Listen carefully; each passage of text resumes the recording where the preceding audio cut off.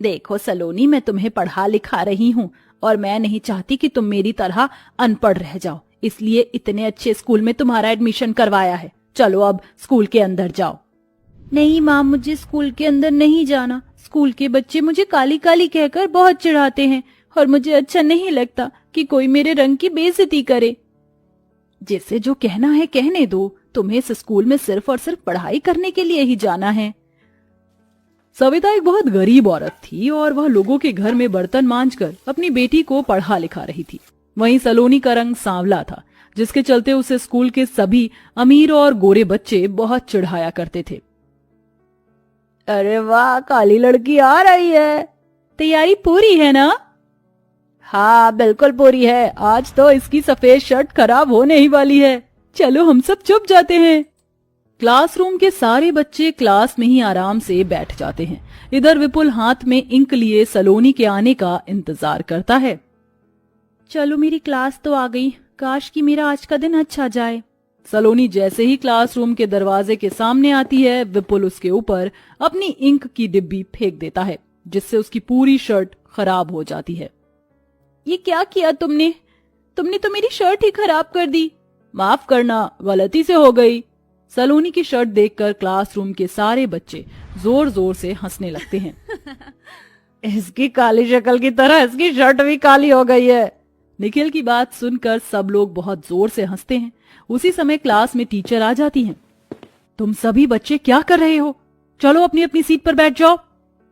सलोनी को देखते ही टीचर कहती हैं, अरे तुम्हारी ये शर्ट इतनी ज्यादा गंदी कैसे हुई? तुम्हें जरा भी तमीज नहीं है? स्कूल में कैसे आते हैं?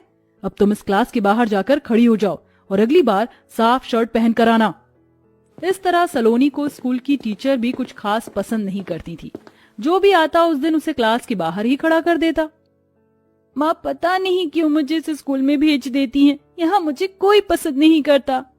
इस तरह सलोनी का हर दिन स्कूल में बहुत बुरा जाता है।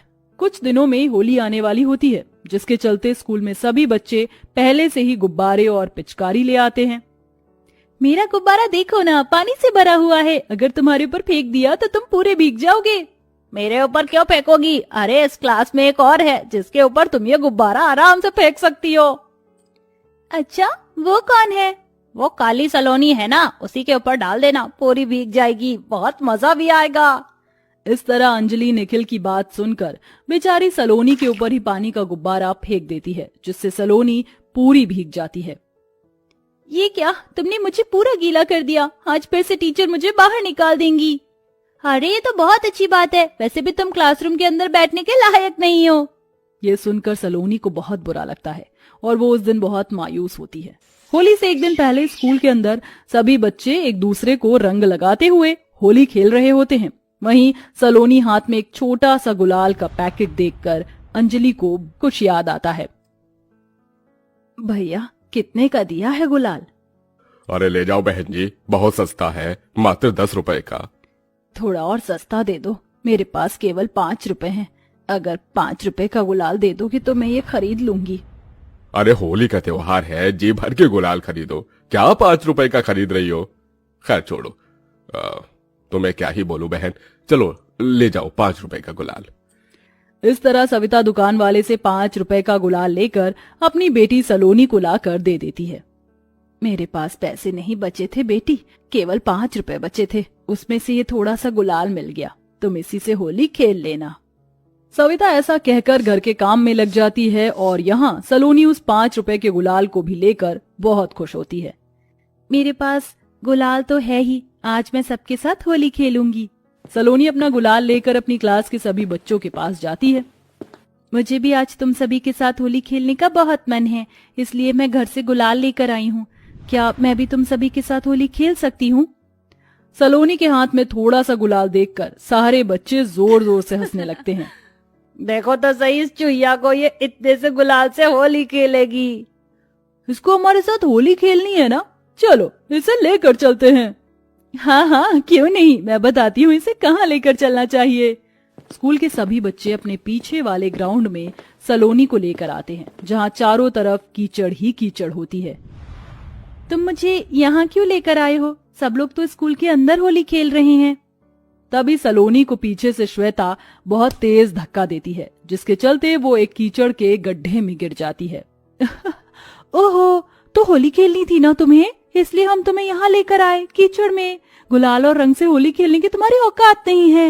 ये कीचड़ ही तुम्हारे लिए सबसे बढ़िया चीज है। और इस कीचड़ की कमाल की बात तो ये है कि इसमें तुम्हारा रंग नहीं बदला, ये भी मिट्टी काली है और तुम्हारी शक्ल भी काली है। अरे अब ऐसे खड़े रहोगे या फिर इसके साथ होली भी खेलोगे? शुरुआत मैं करती हूँ। ऐसा कहकर अंजलि पानी के गुब्बारे लेकर सलोनी के ऊपर मारने लगती है, तो वहीं निखिल वहां पड़ी कीचड़ उठाकर सलोनी के मुंह पर फेंकता है। ये ले काली लड़की, कीचड़ के साथ होली खेल। बेचारी सलोनी की इतनी बुरी हालत देखकर सारे बच्चे सलोनी के ऊपर हंसते हैं। बेचारी सलोनी कीचड़ में गिरने के बाद बहुत रोती है और अब वह बहुत ज्यादा परेशान हो चुकी थी।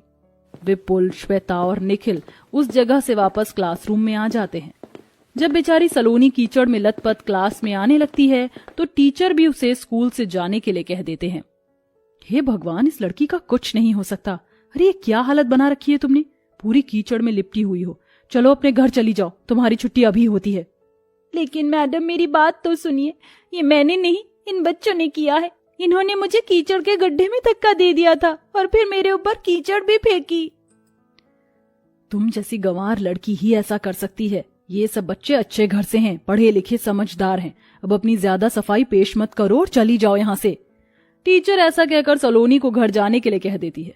वहीं सलोनी की हालत देखकर स्कूल के सारे बच्चे और बाकी के टीचर भी बहुत हंसते हैं, जिसके चलते सलोनी को बहुत बुरा लगता है।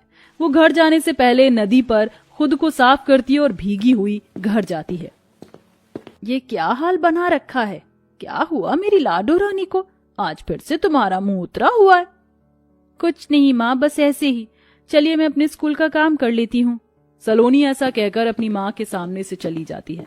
फिर अगला दिन होली का आता है, जहाँ वो अपने आंगन में ही सभी बच्चों को रंग बिरंगे गुलाल से होली खेलते हुए देखती है। लेकिन वह देखती है कि उसी की क्लास के बच्चों को कुछ बड़े लड़के मार रहे होते हैं।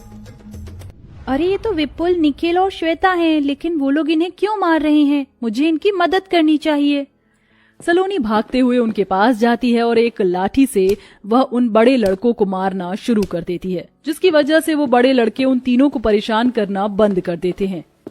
सलोनी, तुमने हमें उन लड़कों से बचा लिया, तुम्हारा बहुत शुक्रिया। तुम इतनी अच्छी हो फिर भी हमने तुम्हारे साथ बुरा किया, हमें ऐसा नहीं करना चाहिए था। आज से हम तुम्हें कभी परेशान नहीं करेंगे। हमारे साथ होली खेलोगी हमारे रंग और पिचकारी से? ये सुनते ही सलोनी बहुत खुश होती है और वह उन सभी के साथ होली खेलने के लिए तैयार हो जाती है। वो सभी बच्चे सलोनी को अपने घर से बढ़िया बढ़िया पकवान लाकर खिलाते हैं। इस तरह गरीब काली लड़की की होली बहुत अच्छे से हो जाती है और वह बहुत खुश भी होती है।